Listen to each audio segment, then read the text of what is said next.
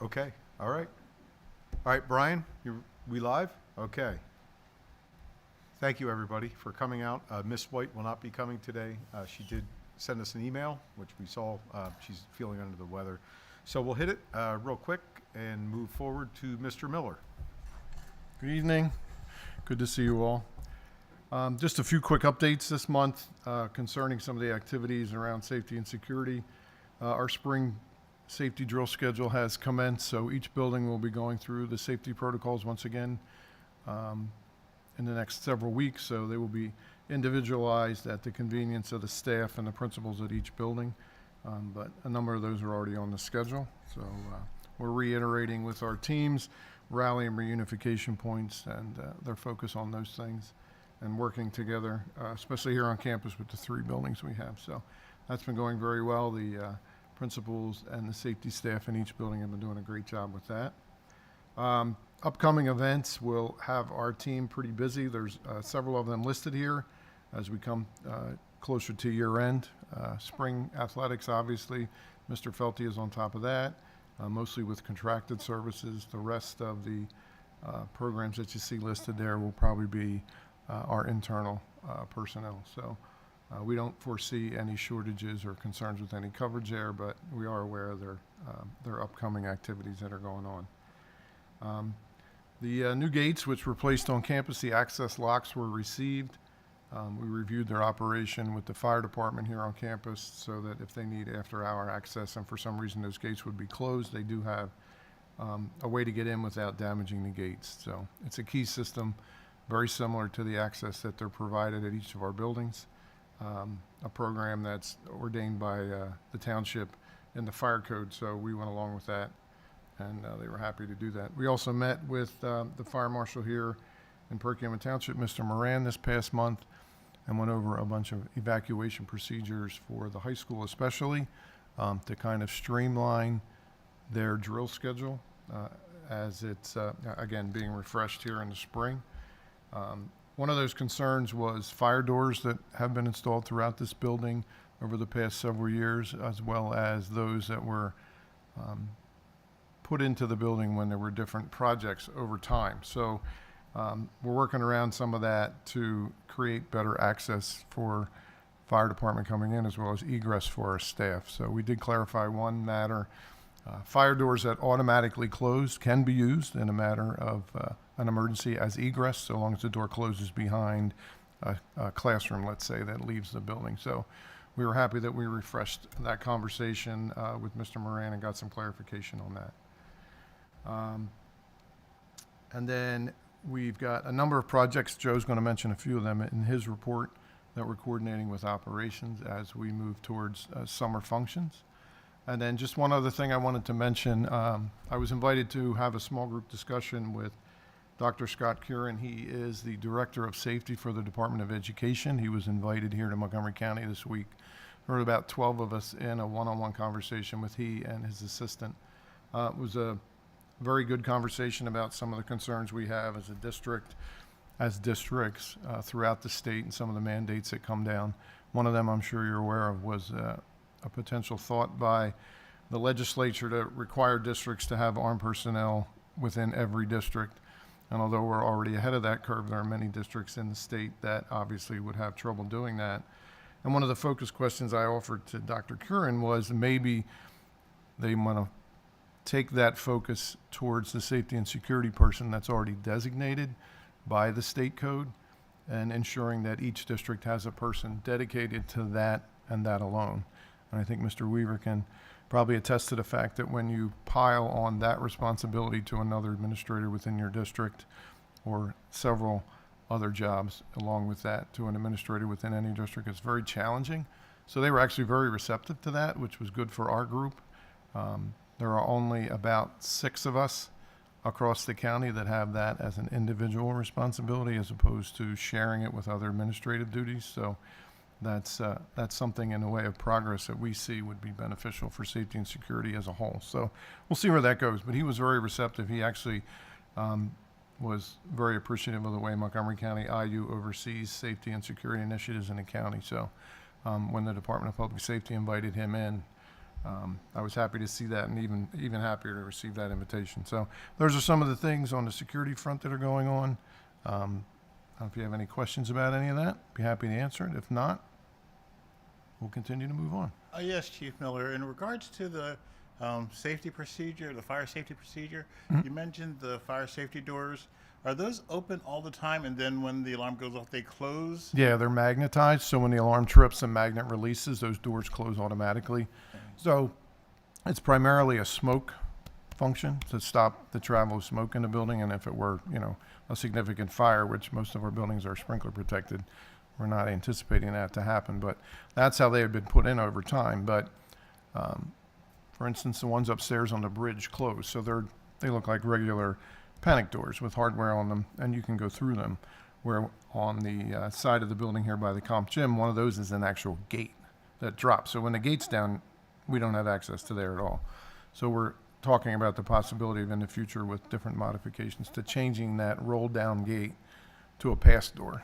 And we can use that for an egress point, because what it does on that particular end of the building is limits where we can send people in that emergency situation. So people on that end of the building are required to go further back, let's say, towards the pool or another area to get egress, as opposed to potentially having a bypass door, which would allow them maybe to go out the front of the comp gym or out to the far side of the building on the south end of the property. So just conversations we're having, thinking forward about some of that stuff as it times out, because that's probably the oldest fire door system in the building. That's almost original, I think. So at some point in time, that'll be looked at after we get through this alarm system program. So And once they're activated, the crash pad is just one way, so there's no way to open them from... no.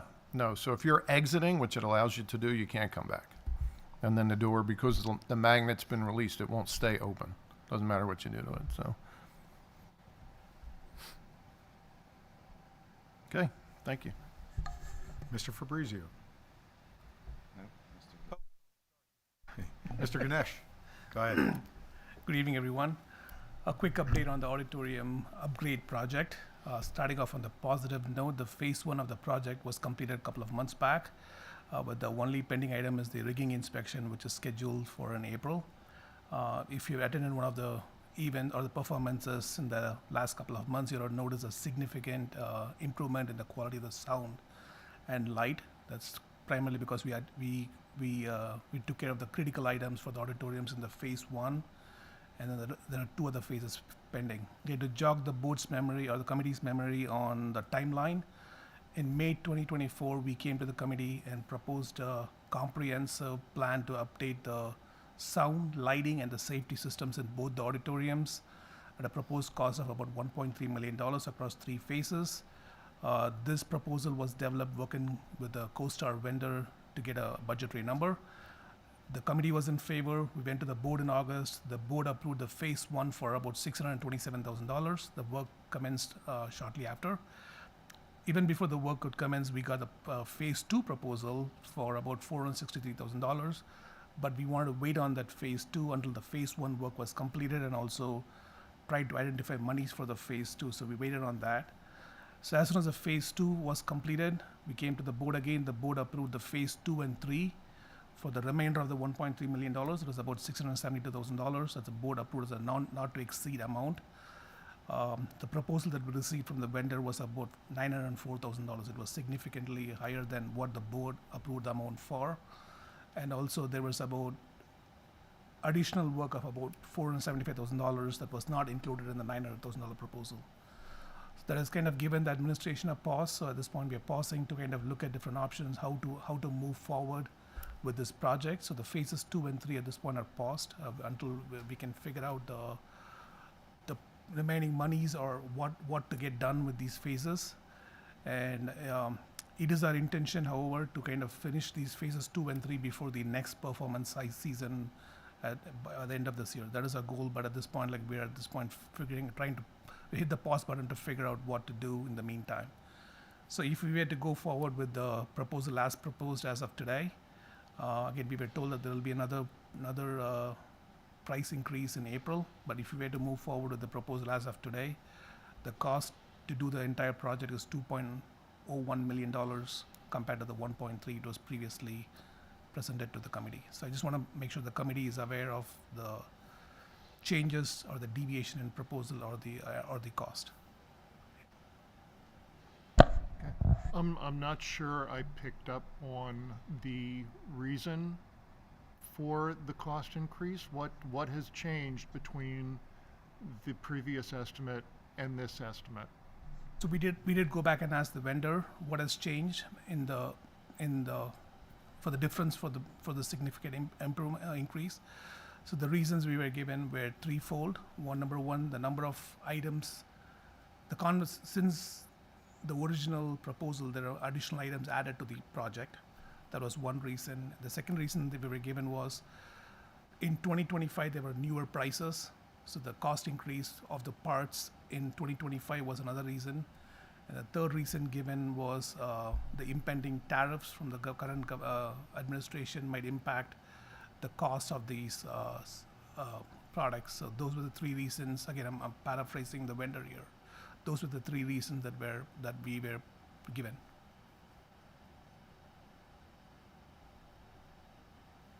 Is there anything in writing between the two estimates that we can like do a side by side look and see? Yes, so they did provide a specification of what will be installed between these two proposals. So we did compare the proposals that was presented to us in September and the proposal that is presented to us now in February. So we did find out that there are additional fixtures that will be in the newer proposal, which is the phases 2 and 3 combined, whereas the September proposal was just the phase 2. So when the increase to the 2025 price, so when we initially looked into this, there was like no kind of like lock-in or guarantee for that proposal. So at any time they could just, if the price for them goes up, it goes up for us. That is correct. So we are logged in only to the phase that the board approved. In this case, that'll be the phase 1 that was approved in August. One of the things that I just want to add to the conversation is that this was CoStar pricing. So the CoStar's pricing is supposed to be for the fiscal year. There are some caveats to that, so we need to look into that, specific to that particular question that both you and Dr. Weston have. Mr. McKinney. So it looks like we've completed phase 1 of this project? That is correct, almost. Like the rigging inspection is the only thing that's pending, but everything else has been completed. What were we planning to do in phase 2 and 3? Phases 2 and 3 would provide more stage lights. We kind of did the house, some of the improvements to the wireless mics. We did the improvements to the house, more lights to the stages. The phase 2 and 3 would provide additional lights to the stage, primarily. So we're talking about lighting and public address. Right, and then there's also a couple of items that we want really addressed is the aisle lights for the safety reasons that was not included in the current proposal that the district wants to get addressed. And also we want to upgrade the sound system at West, which is not in the current $900,000 proposal that we want to address. So those are the things that we are kind of trying to work with the vendor to make sure that the district interest matches the vendor proposal with the timeline and also the budget. Okay. This is, excuse me. This is for the high school auditorium we're talking No, about. this is for East and West auditorium. West, okay. Yes. So we had originally, sorry, go ahead. So we're going to reassess what we want to do going forward? Yes, that's what we are Okay. doing. We've been having conversations over the last several weeks on trying to understand the significant increase and how to approach this project.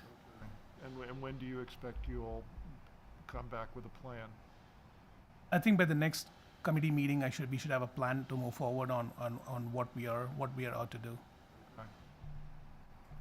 Also with, I guess the difference being about what, $800,000, do you have, and you might not have this, like a guesstimate of what you think you need to do as opposed to what you would like to do? So, and what that may kind of come out or maybe the actual cost to to getting things that you think are needed? So we did already take out the wants, like there was a scenic projection included in the original proposal that when we proposed to the committee in May, we already took it out. The $2.01 million that the $800,000 increase is probably we want to probably get all those things done. That's basically all the stage lights, some improvements to the house lights, fixtures, sound system, the aisle light, which is a safety issue. So all the items included are the ones that I would recommend that we get done. Quick question. You said that some of these are additional asks, which are essentially change orders from the original proposal, correct? That is correct. So that's based on the walkthroughs. The quantities might have changed based on number of stage lights when we originally proposed to what we ended up having. How much of this is change order driven? Do you know the exact? So we do not know the exact change order, but that's I know the quantities that changed between the phase 2 proposal that was submitted in September to the one that we got in February. I know the exact quantities that was changed. So to the entire scope of the project, I I can speak to If we had this side by side, we would Correct. So, be easy to figure that out. yeah, a few items that were added in change order were things, curtains were not originally in the 1.3. As we had believed, they were still in fire compliance for a great deal of time. As the vendor started to do walkthroughs, it was drawn to our attention of these are coming to end of life. They would need to be replaced at some point. So it was items like that if we're in the midst of doing the project now, do we do every single aspect so that we are not touching the space for the next 20, 30 years? Or do we stick just lighting and sound, and then in 3 years we come back, we need to address curtains. In 3 years from then, we come back and we need to address this line item. So the difference of the 1.3 to the 2.01 is the comprehensive, every aspect, including the original lighting and sound, but also the other items that are in the spaces that would bring the spaces to current standards for future-proofing foreseeable future. And I guess I would direct this more towards Jim. The lock-in that we're supposed to have for the COSAR's pricing for the academic year, that would only be applicable then on the items on the original order and not on the items of the change order. Is that correct? Yeah, that's correct.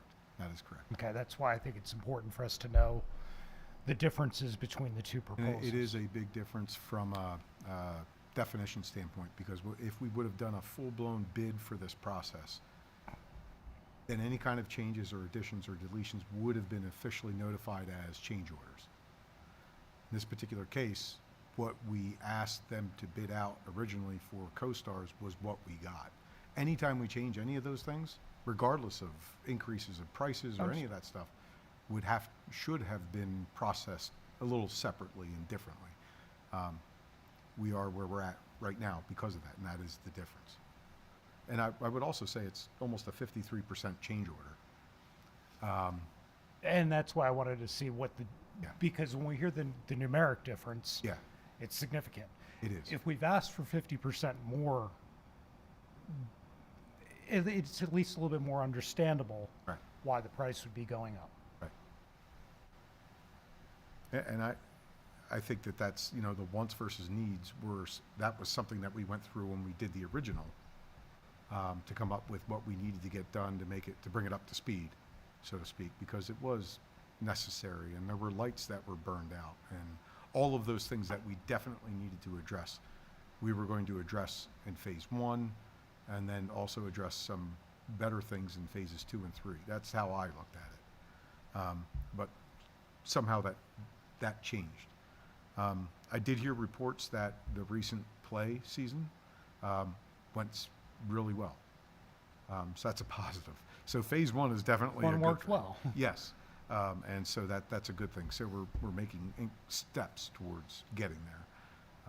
And it might even be So there. essentially, we're now at circle back, reevaluate what we want to do in phase 2 and 3, see how much of phase 2 will still be honored at the original COSAR pricing and figure it out from there. So I'm not sure if we can go back to the original pricing, because only the phase one was board approved. So we are at a stage where 600, I mean, there's a couple of options that we have in front of us. $672,000 is what the board approved, not to exceed amount of us. Should we then, I mean, the conversation that what we're having with the board is, with the vendor is, what can we get done for this price? And then we got to come back to the board again for the remainder of the items. That is an option. If not, the other option is to come back to the board and say, like, if we need to get the entire project done as a total, we come back to the committee and make that as a recommendation. That will be an addition of whatever the monies were, and then bring that to the board. Those are the two options we are considering.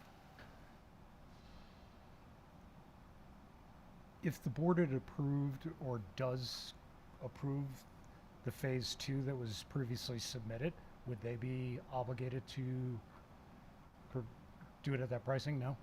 We did not issue a PO. We were still, No, when no the PO was when the board approved the not to exceed number, we were still waiting on the proposal from the vendor. And when the proposal came in, it was at 904 instead of the 672. So that proposal's gone. Yeah, that proposal, and then it was missing some of the items that we were hoping will be included in that original proposal. So that's the reason why we kind of at this point, coming back to the drawing board, figure out what we need to do Looking next. for the loophole, trying to help us. Yeah, I know. And I think the other part of that is, again, going back to CoStars, because when they bid these prices, the prices are good for a year. So if they have certain caveats because of economic conditions or certain laws change, and then they're allowed to change those prices, that's now not how I understand how CoStars works. When you submit your price is good for the year. So again, we'll look into that and see where we're at. And the next time that we come to talk about this, we'll have all of the information.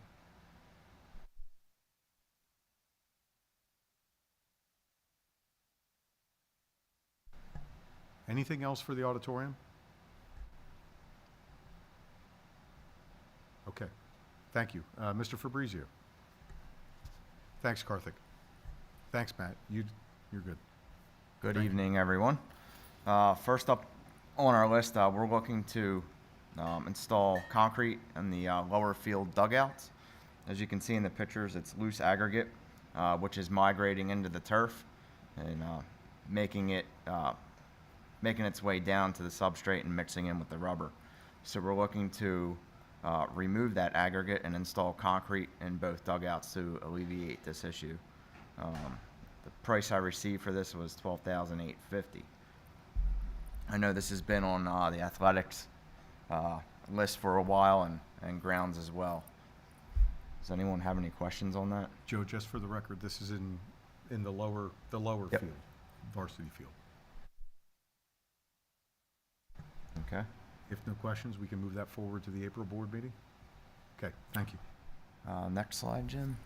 Just an update on the interior classroom lock project. We're rolling through this full steam ahead.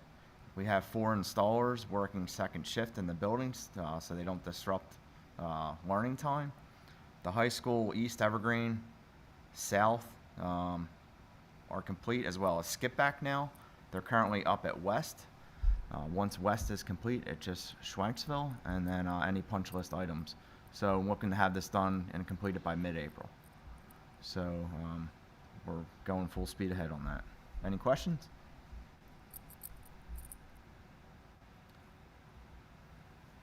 So I was tasked with district-wide storage shed replacement. We did an inventory, which was presented, I believe, at the last safety and ops meeting of all the sheds throughout the district. There's around 30 of them right now, all in different stages of their life cycle. So we're looking to at the 10 top in need of replacement right now. So if you can click on that link, Jim. So I went through and ranked based on needs the top 10. So if you can just cycle through those, I can keep going down. So this one's on field 12.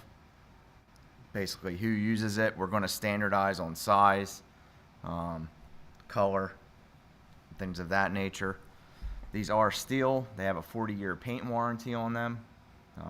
The vendor is CoStars. and we're looking to replace the remaining 20 over the next 5 years in different phases. Joe, do you want me to go through slide by slide on the replacement? It's plan? available on the slide deck if you guys need to see it. I think they have a pretty good understanding of some of these. They're pretty dilapidated. What's that? And for the padding or whatever, is it always stone? Because it looks like there's concrete there, but So we actually met this vendor at we were up at Jim and I were up at PASBO, and Miller Buildings, they're a local in PA. We met with them, and I asked, does this have to be on concrete or no? It can be on compacted stone, loose stone, as long as it's fairly level. They're okay to sit on there. So now where the sheds currently reside, they're for the most part on a suitable substrate, and we can do a 1-for-1 replacement. Do we have any questions on these? If the committee's okay. Mr. Lee? Go ahead, Mr. Lee. Yeah, no, I'm okay with it. Just a quick question. Are the sheds that we were looking at getting, are they standardized in size as well? Yeah, so these are all going to be, I thought I had it on here, sorry about that. You may have. 10 by 12s. Okay. And the existing pads, we don't have to expand any of them? Or No, they should be pretty well ready to go. A little stone here and there is not going to, No. yeah, All right, thank you. absolutely. So if the committee's okay with that, we'll move that forward to April. Well, fresh there, Jim. Thank you. Yeah. It's been a long day. Okay. So this leads me into our football storage structure. I've been working with Coach Heist on this for quite some time now. This is the same company as the previous slide, but we're going a little bigger with 2 10 by 20 units. And these would reside in the same spot behind the home side bleachers. I did bring out our township inspector, John Moran, and walked it with Coach Heist, and he's okay with us going back there behind the bleachers. So these are for the 2 storage units down there. We probably will go with concrete. I'm working on a figure for that now through a CoStarz vendor, just to stop any, I know Coach's, one of his concerns was any kind of rodents getting in, but this does have metal underneath. I don't foresee anything getting in, but just to have a little more stability for the expensive equipment that's going to be in there. So this price is around $20,000, and then just the caveat, it doesn't include the pad or setting of the units or the permits. Joe, you want to talk a little bit about the color of these sheds? Yeah, so the color's pretty customizable. Coach asked for brown and orange, which they can do. But I think we should standardize, bring this further up and get a consensus on color on what we're going to do. He also asked for the Viking head on the door. The company cannot do that, but we could have someone either do vinyl or paint that on. Maybe the kids can make it an art project or something. Any questions on that? Okay, is it okay if we move that forward? Okay, thank you. And that also is good work from Coach Heist and Joe, back and forth with options. You may recall Coach Heist was here last spring. It's taken a while for us to get around with his initial conversation of what he thought he wanted.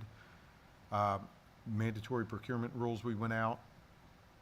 When that came back, that initial look then grew from 50,000 to 200,000 based upon what Coach Heist wanted.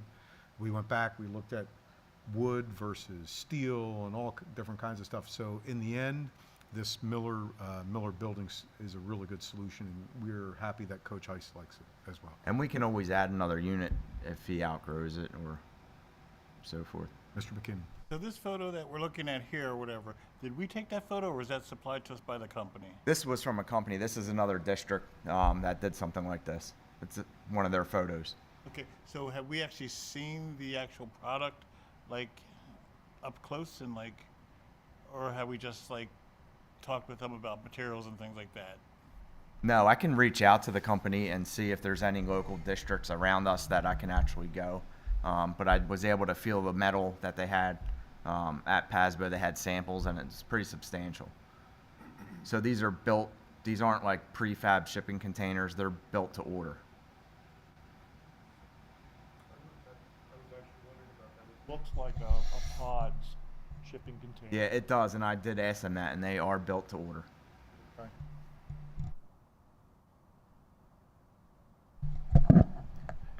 But standardized in its sizing and all. Yeah, so they're all 10 feet wide for transportation, and then you can go up to 50 feet on these.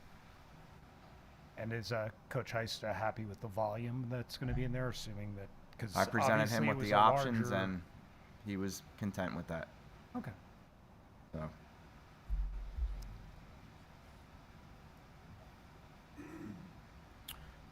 Oop. So my fleet replacement plan is just about wrapped up since the time I've been here. We are looking at a new driver's ed car, which we talked about at the last committee meeting. We're currently looking at bundling with New Holland because they can also get us a Toyota Corolla. So that price is coming in around $28,500 with the driver's ed brake pedal installed. I don't know if you guys have ever seen that. Just another brake pedal that levers off the main pedal in case they need to step in. And then we have the 2025 the Ford Interceptor utility, which would be the standard police car double cage with the emergency upfitting package that would have the concealed lighting. That's around $60,000.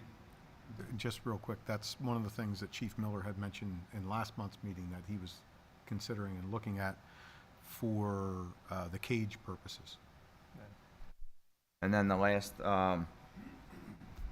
truck for maintenance would be the F-350. If you remember, we were looking at a dump truck, but we thought of going with a pickup with a dump insert, which will get more use. And that's $78,500, all co-stars, for a grand total of around $167,000. So if the committee is okay with that, then we'll do in a similar fashion like we did with the Chromebooks. If the committee's okay moving it forward, then we'll immediately start working on the leasing options. We'll have a placeholder for the 7th, and then we'll finalize on the April 14th with the leasing for this. We do expect it will be about $40,000 a year. We do have some offsetting costs to that expenditure, mainly the driver's ed vehicle. So that will help us with additional fees to drive it back. So with the driver ed vehicle and the driving instructor brake pedal, is that something that is required by, let's say, our insurer or, or the program, or is that something that we do like out of diligence for safety? As I understand it, that is required for driver's education vehicles.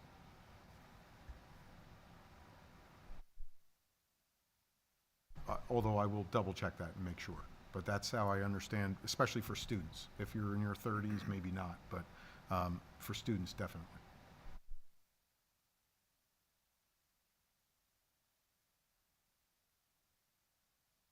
So is the committee okay moving those forward? Okay, thank you. A couple of other items just to keep the committee up to speed. As you may remember, and maybe you don't, we purchase all of our fossil fuels through the MCIU procurement group. A couple of different components. What the IU helps us to do is, A, to bid quantities and components with various options to that.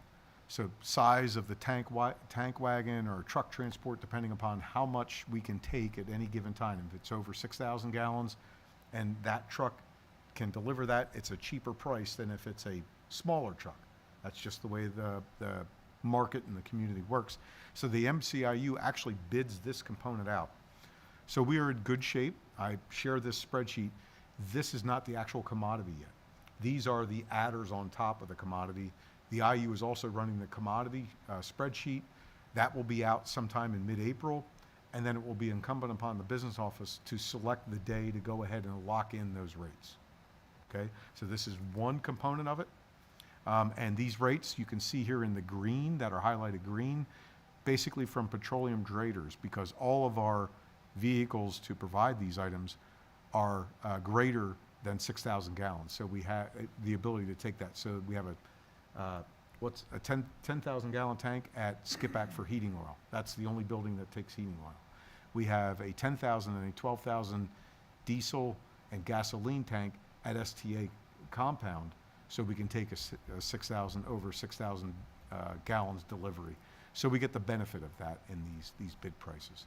But it is very, very interesting that we can go out and bid these different components, because before it was just lopped on and it was just part of the way we do business. As the IU got better at this and as we got better at this, these are some of the components that we're cutting off and bidding separately in efforts to get better efficiencies. We do the same thing with our electric. We bid the transmission, we bid the actual commodity, we bid all of the different interactions between the different grids. We bid those separately, all different 3 components, in the hopes that we get a better efficiency and a better price overall. Okay? Just sharing that with you. So as we think about like how we bid for these, so is the price locked in like for a year, multiple years, and then if the price goes down, do we get? So it's whatever we agree upon, it stays. It is the price. So we have, and I even have a little thing there, we have historically done a 50-50 split between fixed and variable. Some school districts, especially if it's a really good rate, they'll go out and they'll go fix the whole 100%, and then the economy will turn over to better, and then they still are fixed in at that price rate. It's good when you expect war or something like that. You know, it gets really heavy into this, and we take a lot of leads from industry professionals that sit in on our calls, our procurement calls with our group, and then we just fire questions at them. What do you think is going to happen here? What do you think is going to happen there? Those that are a little bit nervous or a little bit more conservative, we tend to say, okay, that sounds good. 50-50 is the way to go. Okay, we run the flag up the pole, and then we say, okay, let's see how the year goes. That has been somewhat successful for us, because we haven't gotten all of the advantages of some savings that maybe we could have if we let it ride. We've also been on the other end where we had savings and we didn't get exposed. So that 50-50 split is good for us. Others, they are 100% fixed or 100% variable. They'll just take that surf ride. For those that do that surf ride and 100% variable, they have cushions built in. Whether it's a higher fund balance or whether they have some other strategies, we don't. We know we're transparent in everything that we share. Hopefully you know that of us. So we think 50-50 is the best split. I knew one business administrator who's now retired who used to be at Hatboro Horsham. The opening phone call, he would just lock everything in and say that I am not an energy guru. I'm not going to get any better than what I know now, so I'm just going to lock in at 100%, and I'm not going to worry about it. If it goes over, I'll tell the board, look, I underestimated or under budgeted. 50-50 kind of seems to separate it for us, and it makes Amy happy in the office as well. So on that heating front, I did submit an application several months ago to get gas at Skipback, because they are developing the old airport and they're bringing natural gas in there. So I'm waiting to hear back on that application, so hopefully we can check one of these boxes off and no more heating oil. Skipback is the last school on heating oil. So. Okay, thank you. And again, when we do lock in, I'll bring that forward to the committee as well. All right, YMCA contracts. We do have contracts with our 2 local YMCAs. This has been our historical tradition. And my recommendation moving forward for the 25-26 years is to continue with the same relationships that we have. They run a before and after school program. Freedom Valley or Spring Valley or Philadelphia is south in Evergreen. They run it before and after school program. And then Indian Valley runs the same before and after school program at Skipback and Schwenksville. Because they tend to pass these fees on to our parents, we try to stay within our Act 1 index. That's been our historical process. And so what this does is this just shows it's an increased revenue of $465 per building per year, so that it goes up. The total contract then, because it's split over 10 months, is $11,930 per YMCA. And I would recommend keeping that relationship and keeping everything in order. If the committee is okay with that, we'll move that forward. Over in Harleysville. Yes. Thank you. All right, Joe? I've been working with the principal at South, Jamie O'Sullivan, over the past couple months for a outdoor classroom. We finally nailed down a location, and I went out and received 4 quotes for a 4-post structure. The same group that is doing the Evergreen Playground came in the lowest, Lions Recreation, with a price of $15,297 installed via CoStars. And their home and school is donating $23,000 towards this project. So I just wanted to present that to you guys for approval. Any questions on that? And then the next slide, Jim. Actually, I do have a question. For that structure, would it look exactly like that? It would be a square, be 20 by 20 with the 4 posts, but kind of that hip roof. Yes. And would it have the ability to have like add-on walls or anything? No. Like, I mean, they could hang like a screen or something, but as a permanent structure, no.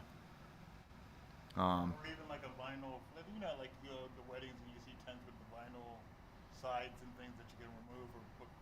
So this is a cable system. I would probably shy away from that because the cable is encased based on we installed the other ones. The cable goes through the fabric in kind of like a sleeve, so it's encased and then it's tensioned. So securing something to that might be a little tricky.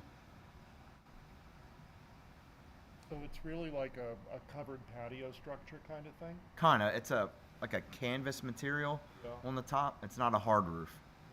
It does have UV qualities to it. How would they use it? Outdoor classroom. So they're going to get tables, I guess, for underneath and bring kids out to teach. This is the last school that does not have one. Oh, okay. We have them at all the other elementaries? Yes. Yeah. So over the past several years, we've done in-house.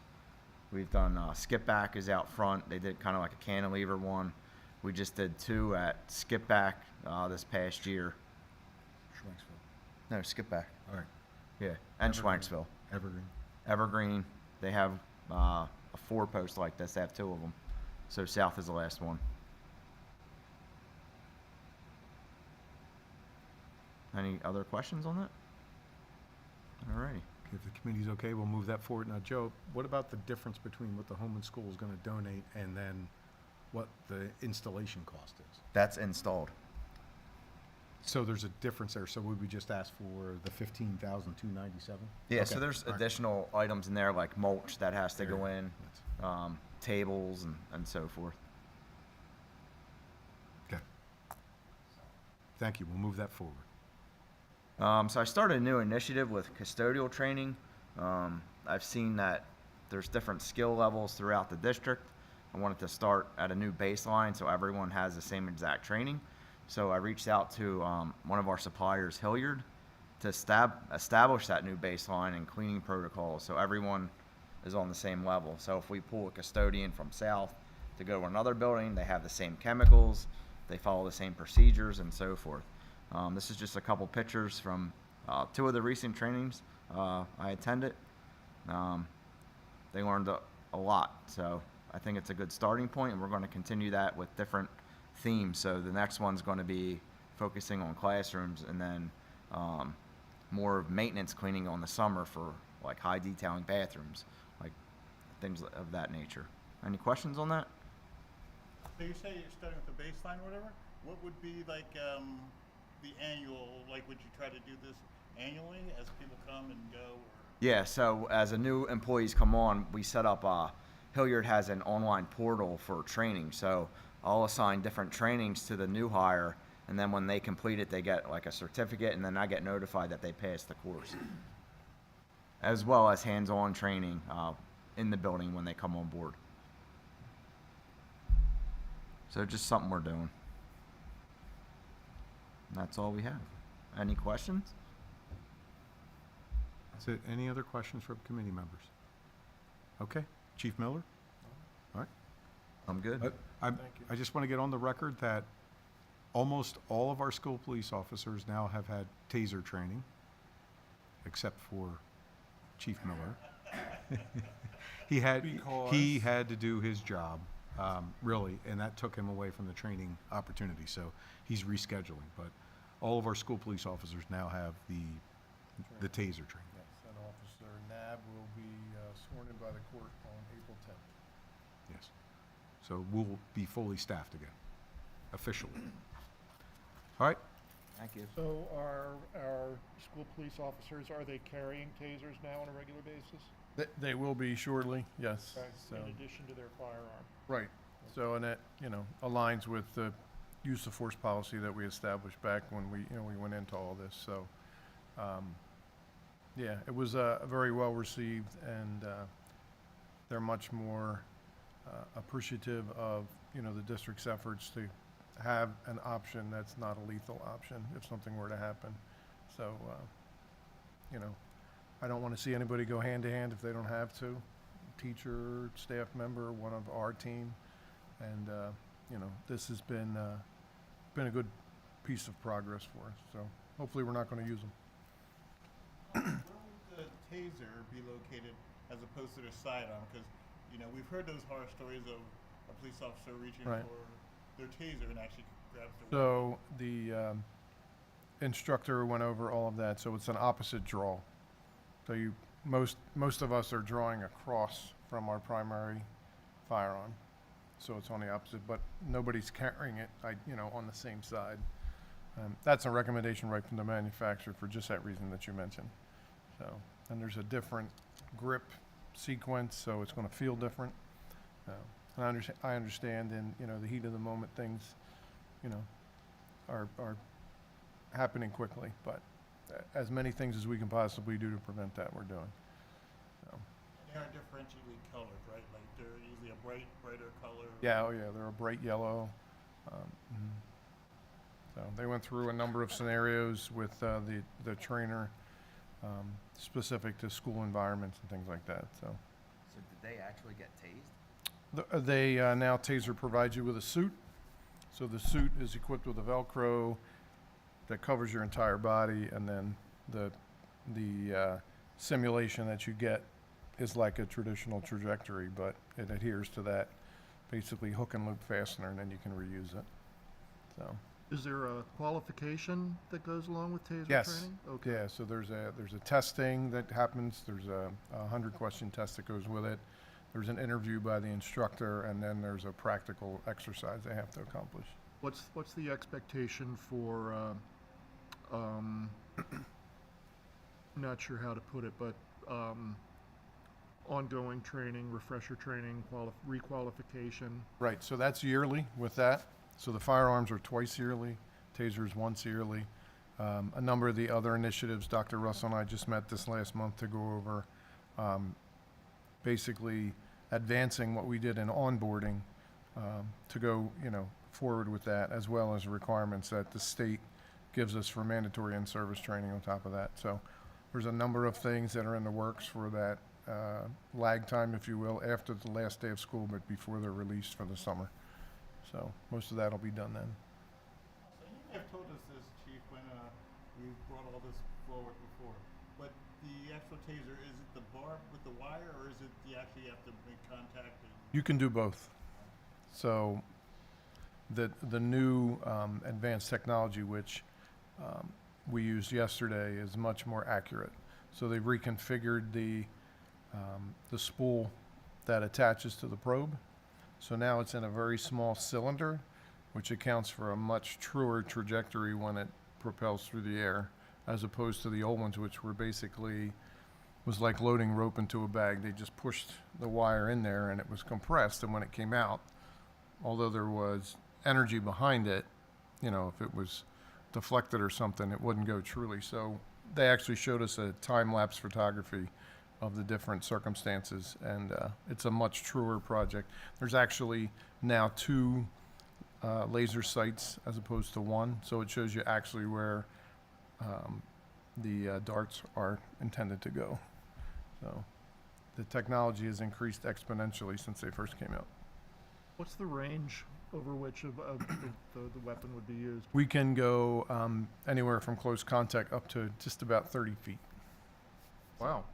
And 21 feet's that magic number. So in training scenarios for years, that was always the rule, that if someone were armed with a knife or some kind of striking instrument that typically, unless you were incredibly proficient, they can close that 21-foot gap before you can react to their approach. So That was gonna that's be why my they question. started their years ago when they first had that initial offering of the taser. It was at 21 feet, and they've increased that since then. So, That was gonna be my question. If your opponent is 30 feet away, are you in serious enough danger that Yeah. you need to use this weapon? yeah. And it sounds like, yes, you could be. You could be, absolutely. So, and there's always, secondary personnel that are there to support you and, look at things from more than one angle, hopefully, to give you better information. So, but very realistic training for our guys and girls, and they were very appreciative of it. So, When the taser is discharged, however, it does take a record, right? yeah. So the new ones, they used to have what were called aphids. They were very small discs that came out about the size of a paper punch, with a number on it, and you could identify where it came from. Now it's all digitally inside the unit, so everything's controlled by the battery in the unit now. So there's a bank charger right now. It's in my office that when you're done, you load your battery in there for about an hour. It downloads all the data, gives you everything. If you were discharged, it would tell you where you were, how many feet, all those kind of things are on there. So it's been a real benefit to be able to see that, rather than sometimes in the past you'd have to go out and pick up little dots and plot things down, and now it's much more accurate. So